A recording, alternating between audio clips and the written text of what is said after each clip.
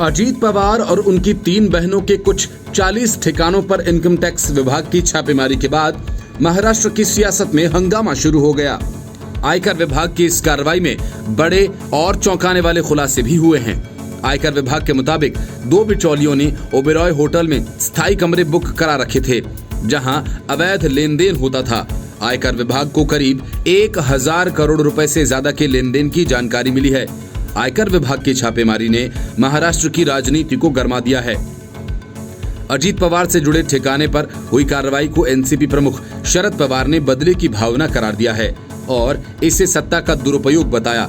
जब आयकर विभाग ने महाराष्ट्र के कई शहरों में ताबड़तोड़ कार्रवाई की तो चौंकाने वाली बातें सामने आईं। आयकर विभाग की ये कार्रवाई महाराष्ट्र के उप मुख्यमंत्री अजीत पवार के करीबियों के यहाँ हुई है। इसमें अजीत पवार की 3 बहनों के घर, उनके बेटे पार्थ पवार से संबंधित कंपनी के दफ्तर और इसके अलावा उससे संबंध रखने वाले कुछ लोगों के कुल 40 निवासी और व्यावसायिक ठिकानों पर छापेमारी की गई है।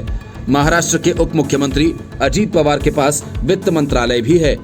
कंपनी पर इनकम टैक्स की छापेमारी के बाद अजीत पवार ने कहा, क्योंकि मैं वित्त मंत्री हूं, इसलिए मैं टैक्स से जुड़े सारे नियम जानता हूं। मुझसे जुड़ी सभी कंपनीज ने टैक्स का समय से भुगतान किया है। उन्होंने कहा कि उनकी 3 बहनों से जुड़ी कंपनीज पर भी छापे मारे गए।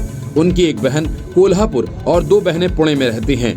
पवार ने कहा कि मैं दुखी हूं क्योंकि मेरी बहनों, जिनकी 35 से 40 साल पहले शादी हुई थी, के यहाँ पर छापे मारे गए हैं। अगर अजीत पवार के रिश्तेदारों के रूप में उनके यहाँ छापे मारे गए तो लोगों को इसके बारे में सोचना चाहिए, जिस तरह से एजेंसीज का दुरुपयोग हो रहा है। उन्होंने कहा कि 2019 के विधानसभा चुनावों से पहले उनकी पार्टी के प्रमुख शरद पवार का नाम एक बैंक के मामले में घसीटा गया था।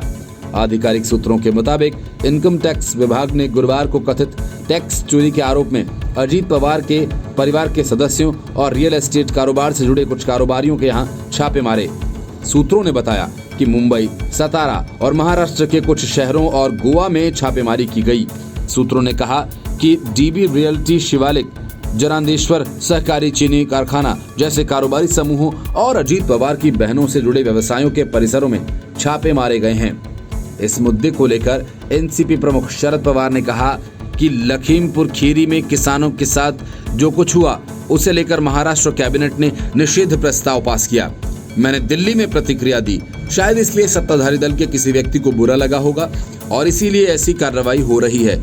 मैंने अजीत पवार का बयान सुना है। उन्होंने कहा कि अगर आयकर चोरी के संबंध में आयकर विभाग ने कार्रवाई की है तो उन्हें वो करने का अधिकार है।